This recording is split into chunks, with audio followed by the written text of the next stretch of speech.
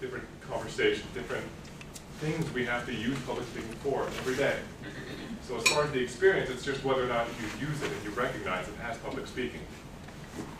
I hope today's useful for you, but before we begin, I want you to pull out your phones.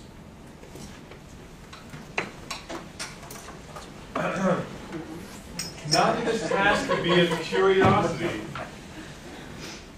but if you can understand how this works, you will. Pull out your phones, send a text message, not to your mom, but to the phone number that is at the top. 22333. And this is anonymous because I just can't tell from the audience. It's also a good practice to get the nerves loosened up, right?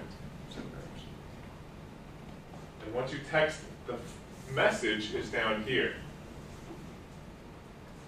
And you'll just see it magically pop up, I hope. If it's broken, then so goes my preparation. Someone has voted. Don't tell us who you are.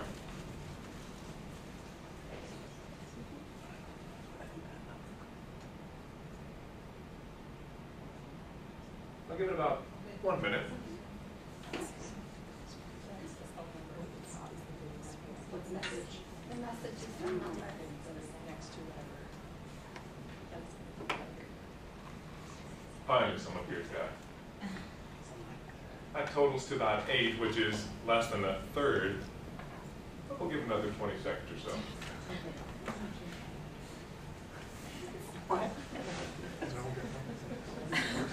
By the way, you guys can use this in any atmosphere. It's called polleverywhere.com. It's a lot of fun. It's free to use. Up to 40 people can do this type of activity. It's a lot of fun. You get quick feedback. That's also the reason why I want to use it. If you're giving presentations and you want to know the opinion of the audience, why not start with this? That's a great note for yourself, polleverywhere.com. I'm sure there's others, but this one's free. And you can pay if you want to get up to hundreds of audience participants. 12, we're almost there, but I think we'll stop. In other words, it's kind of fun to see what things cause these instinctive fears in us. Disease, we're scared of that because not only is it a quick death, it's a slow and painful one, oftentimes. And in today's world where we're hearing so much through the news, shake our knees and wonder what we can even do for this sort of thing. There's not many things we can do with disease that's incurable. Kind of fun? Cool. It's a good resource for you. It was more for the resource than just to find out that you already fear public speaking. So I'm glad you answered honestly here. I'll switch back over to my presentation now. And we're going to get a chance to watch another calming and exciting. Where is it? Does my mouse work? There it is. Hey, get back to the beginning. Where are you going? Government. Oh. Did it work? Anyone? This mouse is Anyone wonderful. know? There we go. In 1930, a Republican-controlled House of Representatives, in an effort to alleviate Anyone answers any of these questions, you get a $1 bill. Anyone? Except Carrie. Great Depression, passed the, anyone? The tariff bill, the Hawley-Smoot Tariff Act, which anyone raised or lowered? Raised the tariff. 50-50 there, you got a dollar coming. Collect more revenue for the federal government. Did it work? Anyone? Anyone know the effects? It did not work, and the United States sank deeper into the Great Depression. Today, we have a similar debate over this. Anyone know what this is, class? Anyone? Anyone seen this before? The Laffer curve. Anyone know what this says? It says that at this point on the revenue curve, you'll get exactly the same amount of revenue as at this point. This is very controversial. Does anyone know what Vice President Bush called this in 1980? Last question. Anyone? Something DOO economics. Voodoo economics. They're going together now. See if it goes on by itself. This is fun to use too. You can embed clips. And I'm also hoping that my presentation gives you ideas of how you can present too. Part of what my goal is as a Toastmaster is to make sure that what I do is effective. That the message gets across, that I don't blab for, how long do I have again? About 30, 40 minutes up here. Questions afterwards. And that I also stick to my time. Very important also. This slide is blank because I want to ask some of your feedback. Bob, No, never mind. I can't ask you. Cheryl, come on up. Okay. Hi, Cheryl. Okay, you've got 2 minutes to tell us about your favorite chocolate. I'm just kidding. What? Exactly what I was looking for. What things happened when I just asked you to speak? My heart rate went, ooh. Heart rate? Okay. Okay, and I thought, okay. Dude, I just went blank. Does your body freeze? Your mind goes blank? Frozen in fear. How about the knees? Did they get a little bit loose? Not really. And My tongue? if I made you speak for a few minutes, what usually happens to Oh, yeah. You start not breathing and you're, you got it. She was a good example. Give her a hand. At least for most of you, I think Nick back there, and I forgot your name in the corner, you didn't seem like you were, preparation is a great key, or materials, not as much the terrifying words that others use. But for most of you, a lot of those things happen when the public speaking opportunity comes up, right? What's another way to say, when else do those types of reactions take place? The fear, you mean? Yeah, The the fight, fear, the any- drama, what's Any that? fight or flight, it's a fight or flight Yeah. response. It's an instinctive response, isn't it? When we get in this fight or flight mode, all of our body's resources goes to this. And so our mind goes blank. Our heart rate starts going up, pumping blood to the places where we need them, to fly away. You got it. And this is our enemy. We're fighting against instincts. So how valuable or how beneficial will this be to give you a half-hour presentation, give you a few tips, and say, go get those instincts? Are they going to change in a half hour? No. And I realize that. We cannot change them in a half hour. A big point that I'm going to be reinforcing is that it's got to be repetition. To do public speaking, like Bob told me, he was a salesman, right? And that's another good tip. If you know people's names, I don't know everyone's, but I know a few. And what Bob did as a salesman, and then now when he talks to people, asking them for money in the best of way to get the best response, so he can find valuable avenues for those finances.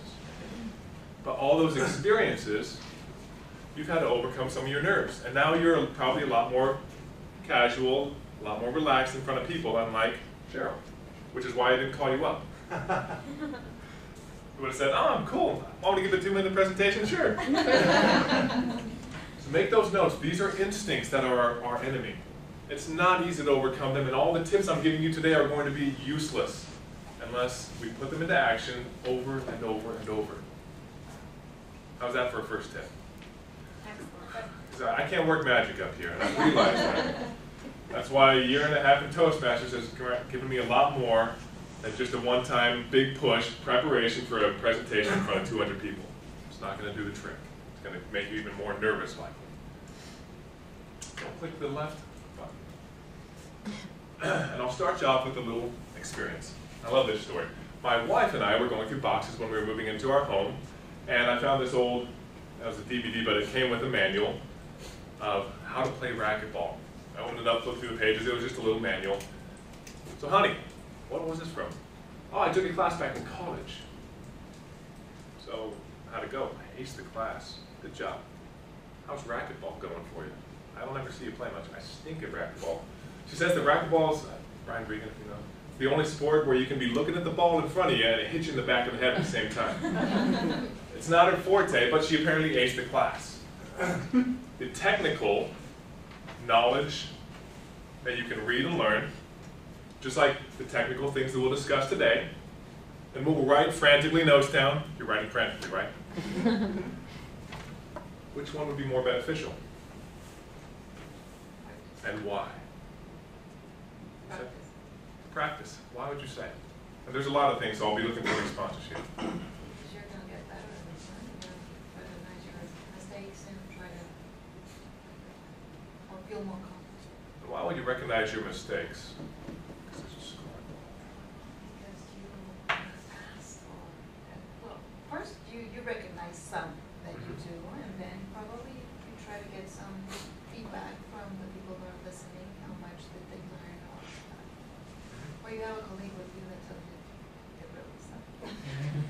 It's actually this guy right here, right? Is this guy the same every time? Is he producing a mechanical, exact response to what you do? No, it's dynamic. This is a soft skill. You've got to be able to flex. It's not a hard skill where you're building a car step by step. A public speaking opportunity changes with the dynamic of the classroom, correct? Like you could be staring at me with the blank looks that Ben Stein received, and I would have to deal with that and try to wake you up, maybe stomp the floor, do something to change the atmosphere, just like this man has to respond to any dynamic event. What other things are involved in what makes this better than that side? Right along her lines, you're pulling from your experience, so you can be flexible. You can go, okay, wait, that didn't work. I can try this. You're flexible, and your mind builds new neuron paths, right? You know your mind is flexible. It's not just a concrete thing. Every time you do those, little synapses occur, and they build stronger, what's it called, a myelin sheath? You don't know their... Yeah, it's a fun, some of those fun books I read talk about those connections of myelin sheaths and myelin sheaths. They strengthen every time you use them and create different connections. Poof, your brain just gets more used to that path. What other kind of things? I've got a few of my own, so I'll dish them out after everyone's done. It teaches you how to react. You know, if you're just watching, like you talk about each situation being different, you know how to, from the repetition, you learn how to react to where the ball's going. Yeah, those two words, repetition and reaction. What happens when you,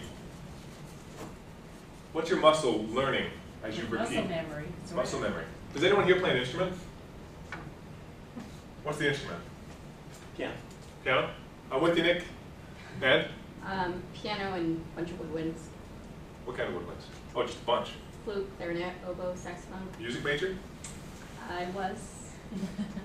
And then I went business. I played it. My mom raised me on the piano. I played the Band French horn, the guitar, I sing. Love it. What types of things do you get on the piano?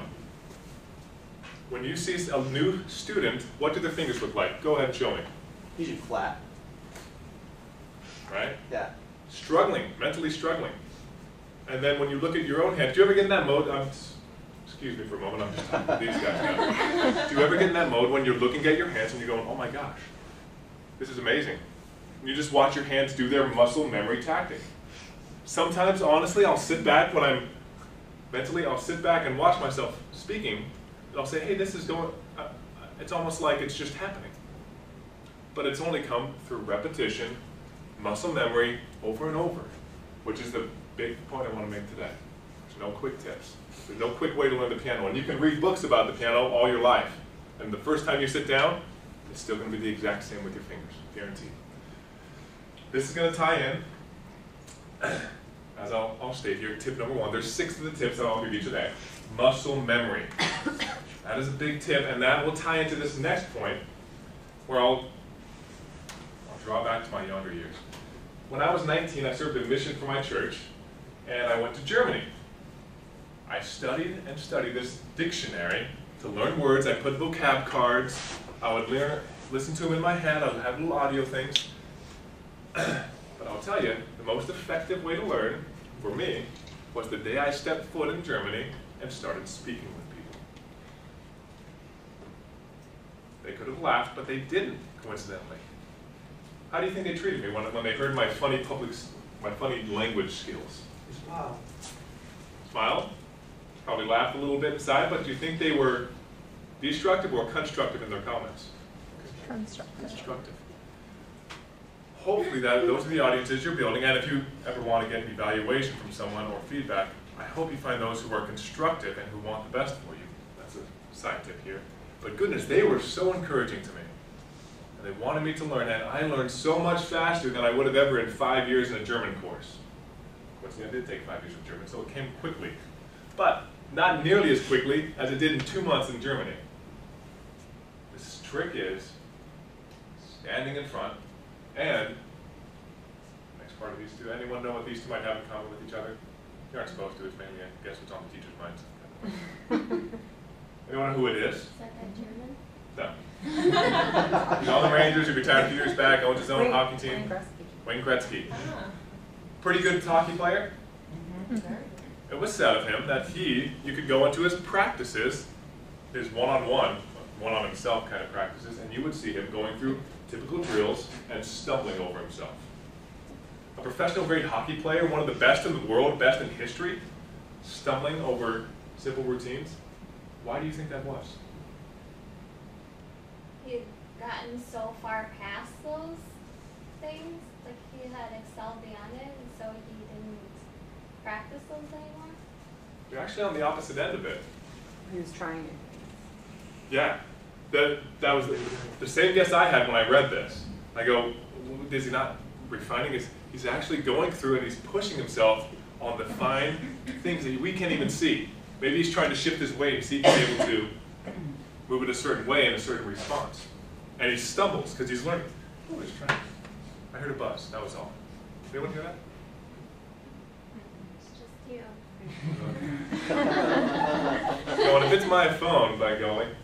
No, he would stumble over the simplest things because he was pushing himself on those simple things to make sure he could do them in any atmosphere. Does that sound, see why I was confused too on that? But you've got it. We take the simple things, whether it's a small one-on-two conversation, and we try to push ourselves. We say, in this setting, I want to try this. And here's tip number 2. We are willing to look stupid. We've got to. When I spoke in Germany, if I would have just said, I don't have the language perfectly yet, let me just wait till I do, and then I'll speak. I looked like a fool, and I knew it, but I didn't care. Wayne Gretzky, he looked like a fool falling down, but he had to let that go. It was a lot of pride, a lot of ego, where right now, I may do some things that are dumb. Honestly, I will, and you can say, that was a corny joke. That's okay, because I'm just trying to learn some things while I present in front of a very unique crowd that I haven't done before.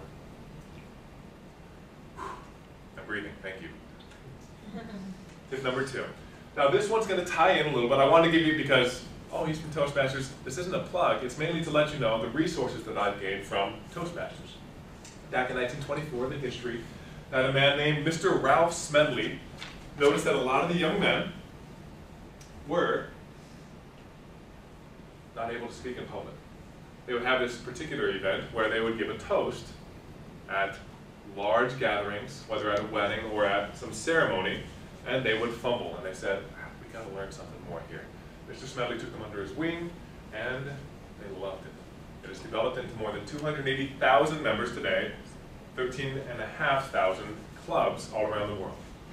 Wonderful resources. They have structures, organizations. I recommend looking into it if you like, but it's not why I'm here.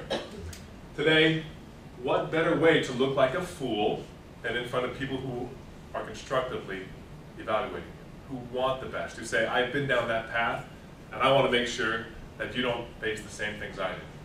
Oh my goodness, what a wonderful atmosphere. I enjoy these times. Every week we get together, and hopefully you can find a good benefit from it too. So here you go. There's the Toastmasters.org, simple enough. Any questions about that before I begin? You can go to find a club there if you ever want. But that was just a good thing to say. Every week we stand in front of people, and every week we can look stupid. And everyone is happy to help us overcome those fears. The next tip. You guys know this, and many of you, many of us, I'm part of the group, still ignore it because we try to, it went beyond the page. PowerPoint compatibility issues. But this was an example from Toastmasters. The projects they do for communication, 10 of them, and I'm going to draw on this because it makes good sense. They focus one speech at a time that you progress and get evaluated on. You can imagine organizing your speech, the evaluator, who I say, hey, can you make sure you evaluate before this? I'll be trying to do this. Here's my presentation, okay? After I give my speech, they'll stand up and say, well, Derek wanted to work on this and this of getting to the organizing a speech, and he did this well, and he didn't do this well. Oh, love that. But I would progress one by one how to say it, my vocal variety, my body speaks, my body gestures. Isn't that something we always have a little habit with? Good thing I don't have a pen, right? No one wants $1 though, did they? Leave that there. Maybe there'll be something else. But those kind of things are the ones we practice one by one. Oh, okay, my head's down. Now you're just standing there. Right, I need to move. A little bit more. If I need to walk over to the other side, I casually get out of the way of the presenter. If that's a good public speaking tip, I hope you already know that, but it would be really annoying if I were standing right here. Just a tip. And with these things, make sure you take off bite-sized chunks. Don't try to take it all on at once. Of course you have presentations, you've got to do it big time, very soon. But if you can, start small. Progress stage by stage. Have someone come in and say, well, let's just run over this presentation. First time I want to focus on me not being nervous with my body language. Present it, it could be horrible content, but at least they're focusing on this, and one by one you can get your body language down. Okay, now let me try to improve my content and how I use and interact with my content. Step by step. That means that we have our goal of eating the elephant, and we then progress through it. There's step number, or tip number 3. One skill at a time. The next one, how many times have you attended a presentation where nearly every word was put in the PowerPoint? Not only does it look cluttered and busy, but how are you supposed to focus on what the person is saying when he won't stop reading the exact same thing? You start wondering, why not just print these handouts and read them on my own time? You wonder, is it a requirement of the employee? Okay. Stop there. And then, wonderfully enough, how many of you have actually seen font this big? How effective is this slide? Because this is my next tip for you on slide presentations. How many of you actually have to give slide presentations, PowerPoints? Pretty wide audience. Have you seen things like this? Yeah, and maybe there's a useful comment in here. No, there's not much good in it. The background picture is too dark. Oh, did you guys not even notice that? But it's too dark, you can't even read the font if you're in the back, Nick. I'm sure you're having a hard time. Did that just progress? Go back. There we go. Oh, I had a react just there. And here's some of the slides that I found at my site. Very easy to find a plethora of these types of PowerPoints. I blurred them for anonymity, to make sure no one could track them down. But the background color, the font size, how effective is that going to be when I'm talking up here and you're trying to read the slide going, I don't know what he's saying, but I'm going to keep on, okay, hey, he went on to the next slide. What am I supposed to do now? For those of you who give these types of presentations where you have content and you're also relating images or just you're relating content from your mouth as well as on the screen, there can be a disconnect. There can be some friction between what happens. The slides that I've had before this, how much content is on there, word-wise? I minimize. Now I know that you do technical presentations, and you've got to have some content on there, but take scissors to your credit cards just like you do your presentations, because we've got to cut down and take away the clutter and focus on a main point for each slide. People will not get the content if you're rushing through with too much to read and too much to listen to. It's going to go in one ear, and out the other. So there's my 4th tip for you. Is don't just brown bag your PowerPoint presentations. Make sure that they're well prepared. You take, oh gosh, a few books that I've done on PowerPoint presentations. It's, have you guys ever seen, what's his name? The Apple guy. You know his name? Why am I forgetting it? Steve Jobs. Steve Jobs. How many of you have seen his presentations? It's cool.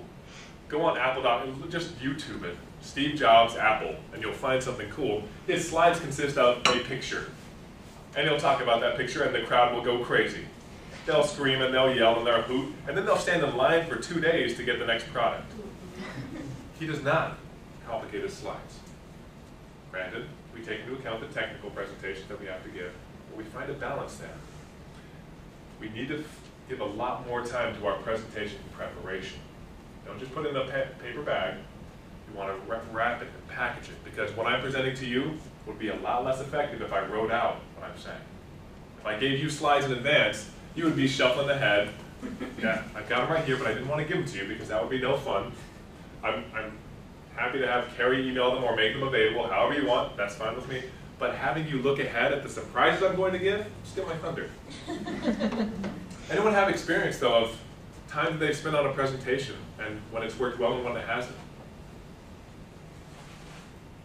I know it's a confession thing. What do you got, Carrie?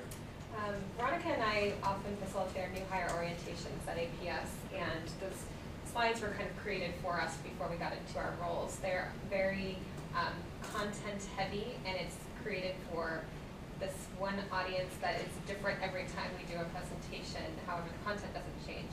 And I think what's been funny for us is looking around the room and seeing those Ferris Bueller people that are kind of dozing off because there's so much content, there's so much to say. We're trying to rush to kind of get everything out and make sure that we're covering every point on the slide when we know that the people that are in the room are just kind of dozing off while we're doing it.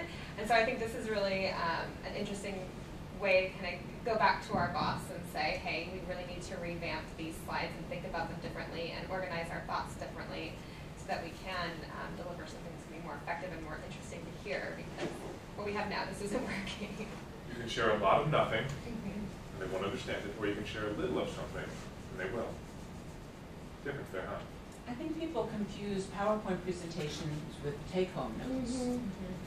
So the very same thing that they want them to have to take home to remember things that you said shouldn't be compared to what you're putting on the screen. And I've done that myself, and I was preparing for a large presentation, and I shared it with a colleague, and he said, you know, what you're putting on these PowerPoint presentations are really what you want them to be able to take away.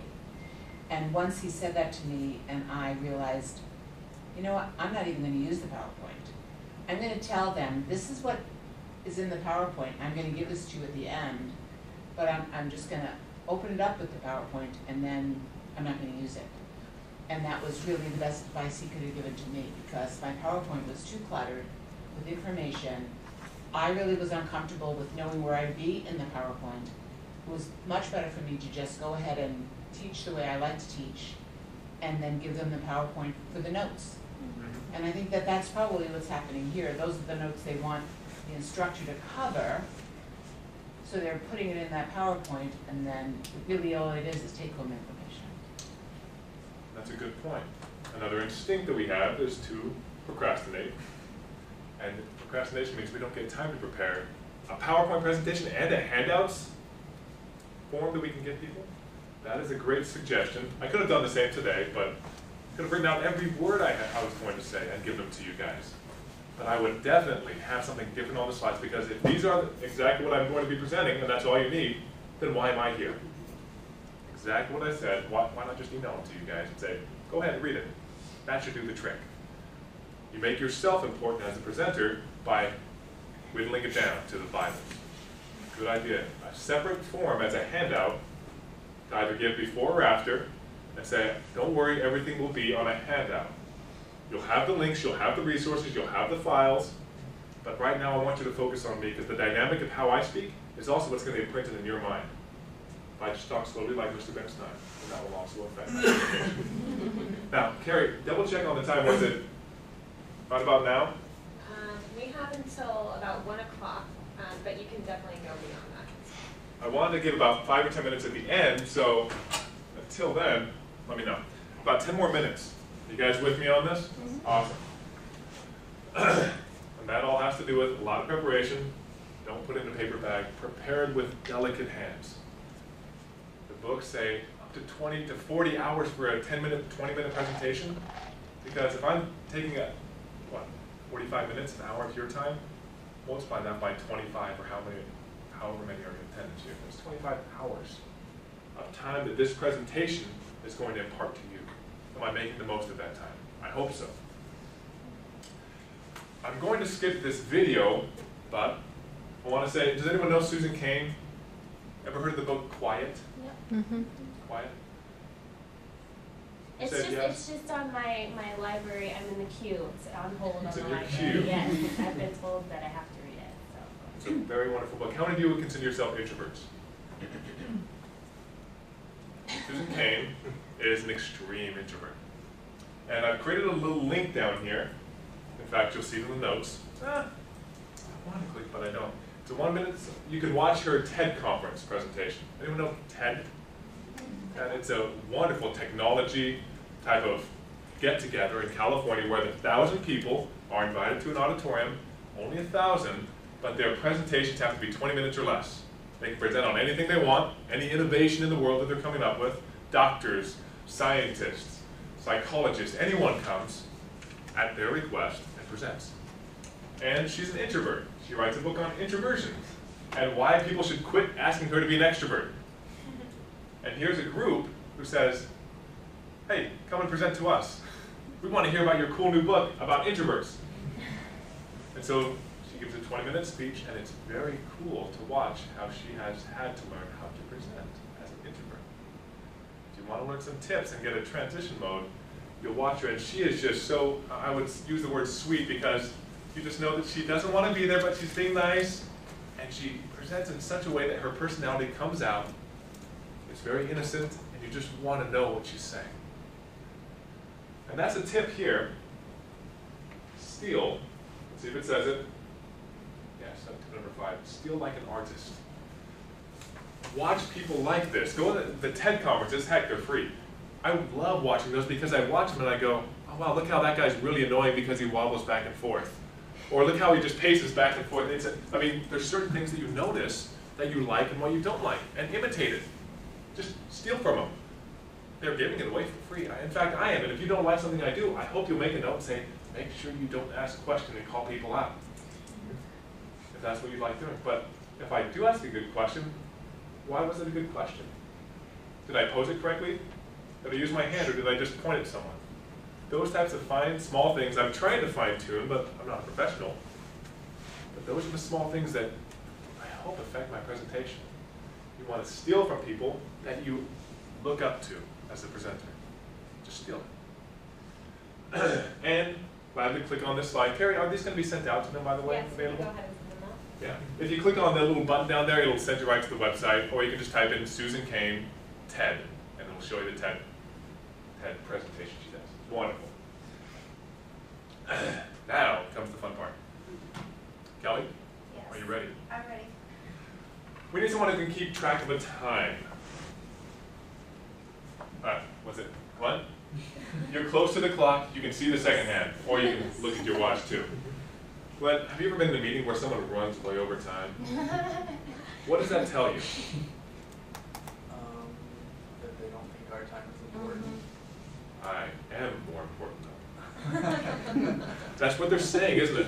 If you guys don't mind, I'm going to take another 20 minutes. I know you have other meetings, but I really want you to hear about the technical aspects of the nuclear science. That's what they're doing.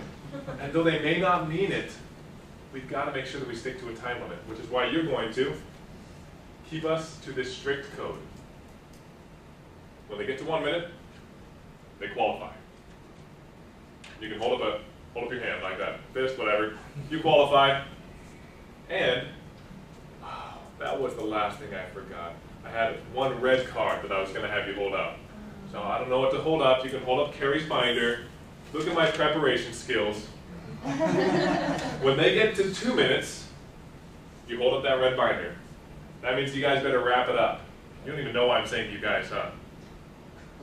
You're getting scared already. How many of your heartbeats going up? Anyone? Why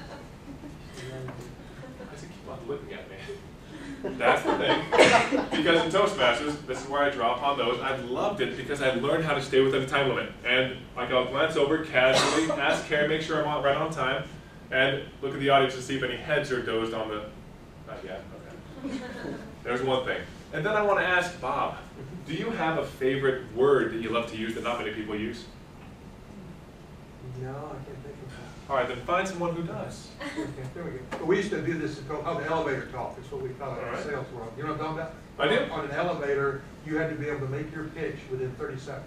But that's not what I'm asking you, Bob. I'm asking you during that elevator speech, what was the word you used that you liked? In other words, a grammarian Oh, I see. picks a word and gives a definition for it. Does anyone have a favorite word? Conundrum. Conundrum. You know what? That's one like our go-to word. How do you spell it? And I forgot your name too. It's I'm Tamika. Tamika. And I think you spell it CONUNGRUM.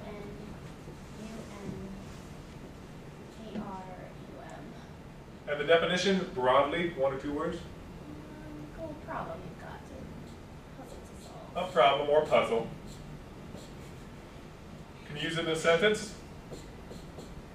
Tamika? trying to figure out how to be confident in public speaking is quite a conundrum. You are our grammarian. Oh. Very You nice. should consider yourself lucky because that means I won't call on you for anything standing up. Okay. But what happens when you're trying to give a speech in an elevator, like Bob said, good practice, and you add the extra layer of challenge to mandatorily use a word? Am I just picking a random word, or am I giving you an extra challenge for your brain to multitask? Which one do you think? I'm giving us a challenge. Right. I'm not doing something random here. It's very deliberate to give your brain a challenge. Because when you do a challenge over and over, what does it become? Your mind builds those violent sheets. I have no idea what they are, but they build them. And they're stronger, and you get better at it, naturally, just like Bob said. So conundrum is a word that you must use in your response. Sorry, I will ask you for a report. At the end of each person, you say, yes, they used it, or no, they didn't. And as the grammarian, I won't go too into depth, but you need to find out if anyone has some blatant misuses of the English language. Good luck. So you can say, well, she also used this word or phrase wrong. We'll miss you. Thank you, and I'm out to do some public speaking, so thank you for your help. Good luck. Thank you. So that is your job, Tanika. And our last role for today is, your favorite word? I would call on you, but Kelly has the bell. Give us an example, Kelly. It's not loud enough, but it'll do. Well, I can turn it up a Oh, really? It's getting there. Kelly, when will you ring that bell? I'm guessing at the 2-minute and 30-second mark. No? Someone says or Oh, You got it. Bob said it was in the way. When someone says It's all your fault, Bob. When someone says or we use a lot of filler words. In fact, I wish you could see the first time or every time I used to introduce myself, like today, the first word that people generally say when they introduce themselves. My name's Derek. Interesting, isn't it? And if I were standing up here going, and the next thing we're going to talk about is something like, you can hear it, and it loses the flow of the presentation. It is not an easy thing to overcome because I guarantee you, it sure seems like an instinct to me to say all the time. The bell is a distinct, blatant reminder that we need to hold off on those habits. We've got to break them.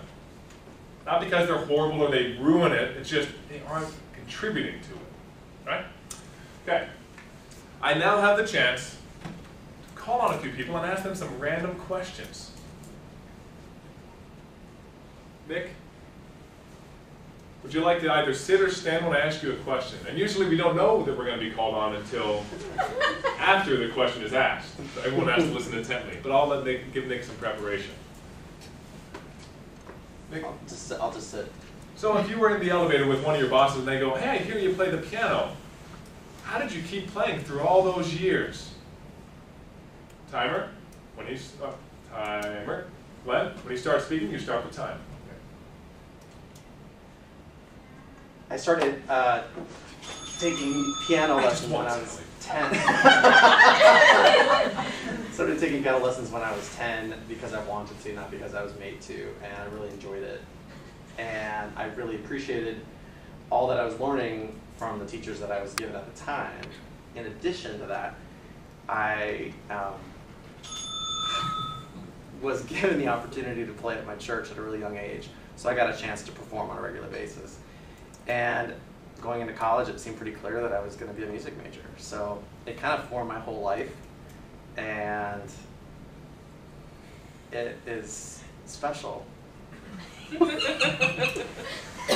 when I set up my house or apartment, wherever I'm living, it's interesting to see where I will put the piano. It's become a conundrum, really. Generally now it's in the den, but I used to have it always in the living room. How long is this going on?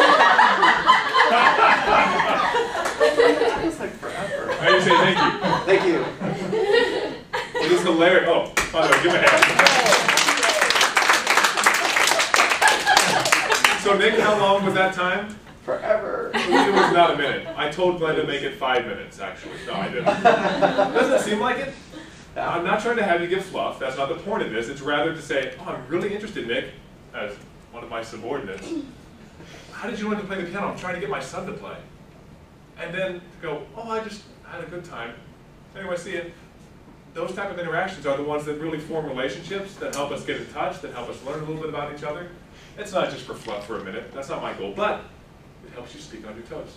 And go, oh, what a conundrum it was. Wow, he goes, where did you learn that word? If you use it the next week, I hope you'll email Kelly or Carrie and let me know. That'd be awesome. Well done. All right, timer. That was exactly a minute. He was down at a minute flat. So he qualifies. Grammarian? Excellent word. He used the word of the day, didn't he? And our odd counter? 4. 4. Ugh. Although you rang it 20. I didn't. All right. Now, we can. I usually do 2 or 3 of these, so I want to try at least one more. Would anyone like to volunteer? This is the room that I'm in. Trust me. I'll volunteer. Oh, what a wonderful volunteer. You can stand up or sit, whichever one makes you more nervous. Just kidding. She's the talker, she can do it. Well, I'll stand up. Well, look at her go. I'll come to the front of the room. But I'll have to face that, with the working. Oh, yeah, you kind of give yourself an angle. Remember me of your name. My name is Roberta. Roberta? I've got it enough. Can I throw it away? You probably do. There's a good tip. Tip number 17. So there you go. Or eat it. Just swallow it. Roberta? Make it easy now. I don't know when you come into this circumstance, but you're trying to present to a group of people to ask them for some money. Oh, that's good. I do that for a living. And they say, well, I've never donated before. Why should I start now?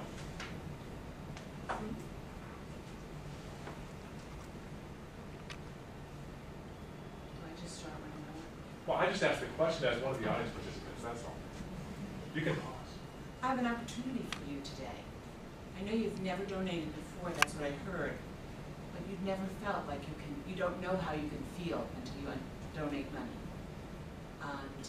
Today I have an opportunity that's something you can't refuse. I know someone told me you were really passionate about animals, and I've seen recently the terrible circumstance that the animals here in Phoenix, Arizona are in. I've been down to this Phoenix Zoo and I see that they're kept in these terrible tight quarters. And they're looking to take those bears out of those cages and present to them an environment that would be more like their natural habitat. Now I realize that you really would like them to be able to roam freely and not in those tight quarters. And I know that with your heart and soul, you'd like to donate to this project. And I answer. This may be a problem for you, and some people might even consider it a conundrum. But for me, I don't see how it could be. You've donated for so many other animal causes before. I know you've helped rescue animals in the Humane Society. I know that you, in your town, before you moved to Phoenix, I heard that you helped in the Cincinnati Zoo. Before that, you even lived in the Carolinas, and in that little town where you lived and had that summer home, you helped there. And now you're really focusing your life here in Phoenix. And what would be more wonderful than having the bear habitat named after your family? That would be so wonderful. I need that. And what? Sold. I need it. And I could set you up, if you didn't want to do it through the Jewish Community Foundation, where we could create an endowment fund in your name as well. I have friends at the Arizona Community Foundation who would be willing to work with you. So either way, this job could be just a fabulous legacy for you and your family, and the animals would be so happy and live happily ever after. The end. I was nervous until I started going. I couldn't think of a topic fast enough, you know, on the spot. But Don't ask me. animals. I never asked for money for animals. I didn't go back to my roots and ask for cancer money. I don't know. You got tripped up. You flowed with where your thoughts kind of went. I know that's the point. Is just Off I the need to cuff. create something. Now, generally, you'll have something to work off of, but why not make it a little bit more challenging? Exactly. That is challenging. Roberta, well done. All right, let's go through our roles. Timer, did she qualify? Yes. She did not go over 2 minutes and 30 seconds. Well done, Roberta. Grammarian, She did well. did she use the word of the day? She did use the word of today. She did. And our odd counter, 4. 4 also. Very loudly rung. Great rung. We will stop there at 2, unless someone just says, I want to try this. I have 2 more slides after this. No one else? Maryland, go for it. You want to try it, Marilyn? You can do it. It'd be easier if you'd let the person pick their own topic. Isn't that always the easier choice? Okay, all right. All right, Maryland. All right. Yay. Marilyn, your work, you've done a lot of important things for your boss lately. And it's about that time that you ask for a promotion. He's only got a few minutes, and he says, oh, is your boss here? Kind of, yeah. This is your opportunity. All right. Pull yourself together, Marilyn. You got this. All right. But he says, she says, someone I don't know that's not here in the room says, I've only got 2 minutes, but I'd love to hear all the things you've been working on. You can do it. Julie, I wanted to talk to you today because I have been with the Humanities Council now for 4 months, and I feel like to tell you about all the things that I've been doing so far. And when I started, I jumped right in. We had our annual event 2 weeks in, and I was able to promote it through social media, get the e-blasts out, really make sure our communications were online, and delivered to our biggest audience that we could possibly get. Afterwards, I put together a social media plan. I've also been helping with the board, with all our advocacy efforts, getting together our board retreat in June. Let's see, as well as making marketing materials, and I think my most biggest project that I'm proud of so far is creating the Journey Stories project for our Smithsonian exhibition that is traveling all across Arizona, and creating the social media, Twitter and Instagram campaign about getting people to share their own journey stories, because it's part of the reason why I joined the Humanities Council is to really connect those stories and to facilitate storytelling in our organization, which is sometimes a conundrum because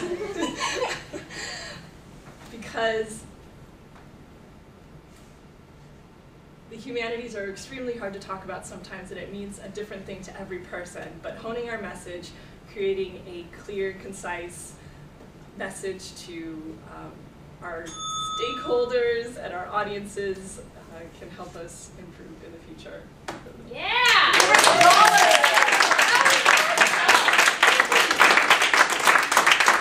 She got a $10,000 raise.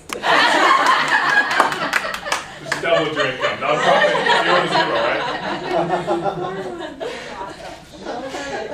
Wow. Yeah. Did that just show us something right there? If you did that 20 times, Grant, I'm just throwing out a number. If you did that several times, when the moment finally came and you weren't actually ready for the, oh, you just have a few minutes? Yeah, I've been wanting to share this with you. You would be ready for that, wouldn't you? Mm-hmm. Yeah. Are you kidding? If she did that in only 4 months' time of job, she deserves the Yeah. All right, let's hear it from our timer. And from our audience. One more time. Timer? She was right under 2 minutes. Right under 2 minutes. I know it was kind of hard to see. I should tell Glenn, make sure that she makes eye contact to see it, but I think she was just, something happened over here, I don't know, whatever. And thank you to, I don't know, I remember to use the word at the very end because you were looking at me. We do that too. And I thought to Sometimes myself, we should I point? And I go, oh, she just used it, yay! And your brain had, I could see it sweating as it tried to find a way to Yeah. use that. So you built some brain muscle right there. A little bit, yes, definitely. Tanika. She did excellent. She used the word like that. Everybody. Nice. All right, applause for everyone. And again, you will pull out your phones and let's go for it. Now, number 4 doesn't apply. Because this is what we would do. Everyone qualified, everyone used the word of the day, and so we get to vote on all three.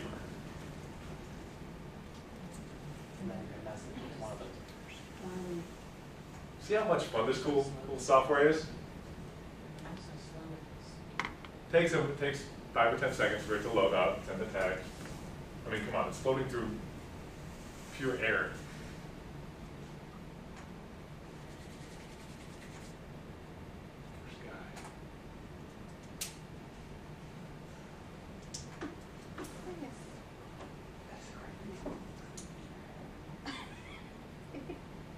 We've got 9. We'll wait for at least 10 or 12. Looks like Marilyn's going to get that raise. And that dollar at least. You gave away my thunder. Marilyn, you just won yourself $1 pass on back there. What are you going to do with that dollar? Donate it right back into the... Aren't you? Is there something about like receiving gifts that are substantial?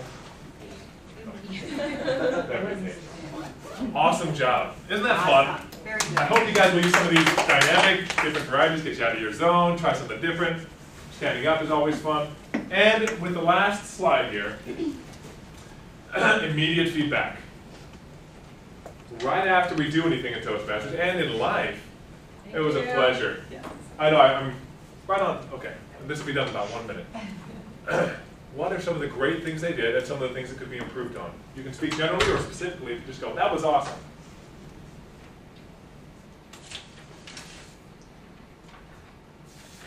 Oh, like right now we should respond? Yeah. Oh, okay. You can either write them down or raise your hand. Another cool tip is to get comfortable with silence. Because if I got uncomfortable and started moving on, how much would we gain from this? I just feel nervous and I click the next slide. But by pausing and letting you guys think about a meaningful question, what did they do well and what can be improved on? Nothing? Okay. These things mean something. I would say something. All of our roles just learned how to listen a little bit better, didn't you? Kelly was listening intently for every single ah or out. Glenn was having to multitask, making sure he was aware, doing a few things at once, right? A little bit of facilitation there. And Tanika was listening for the word of the day and was it used properly? Or did they just toss it in there? Those listening skills are one thing that we learn in this type of atmosphere. But anything else you'd like to share? If it's personal, that's fine. I think that what we learned is the repetition and how it went improving, because we didn't know what was going to happen. But the first one, I mean, you got it on the spot, and it was probably a little bit unfair, but if you want to call it that way. But it got better because we knew what was going to happen. We didn't know what you were going to ask, but we were a little bit more prepared. So you kind of structure yourself, and you're like, okay, 1 minute is a long time. Now I know how much I have to talk. So it kind of starts getting, you start getting a little bit more confident. Very good points. Just like with the racquetball, the more you do this, you're always doing something different, but you're ready for unexpected things, aren't you? You get used to unexpectedness, if that's a word. Great little practice for that. Anything else? Otherwise, we'll move on in a few seconds here. That was a good tip. All right. The goal that I'll give you with this is if you're going to give something and you have the chance to either have someone in the crowd say, can you just make sure, let me know how I'm doing at the end. I'm going to ask you for specific feedback. Just take 10 seconds and say, make sure I'm doing this and this and this. Thanks. Let me know afterwards. And right afterwards, how did I do with this and this and this? Well, you said a lot. That was one thing you wanted me to look for. You were walking too much. It was just annoying. And you take it with a thumbs up because, as this last slide will show, these are some mentors that I have out of Palo Verde, the nuclear plant, our CEO, and that's our chief executive officer. He's our vice president here. He always says, it's not what you say, it's what I hear. When I hear, what was that quote I wrote down? There we go. When I hear, I forget. When I see, I remember. And when I do, I understand. Cool quote to remember. That's why moving your mouth and having to actually do it is a lot more than just, let's talk about some of the things you can do when you're put in an unexpected circumstance. Much better. Feedback is a gift, take it as such. Work on yourselves, fine-tune your skills, because I hope that as I've tried to portray some of the presenting skills, you've been able to benefit and glean a few ideas for your own use. That's it. Here's all the quotes. Throw them out there, the little reminders, whatever visuals when you see paper bags. I'm not going to paper bag my presentations. Banana on the street, whatever it is. Let it trigger your thoughts. I'm honored to be able to present this to you. Thankfully, you guys were so interactive, and I had a blast. Thank you very much.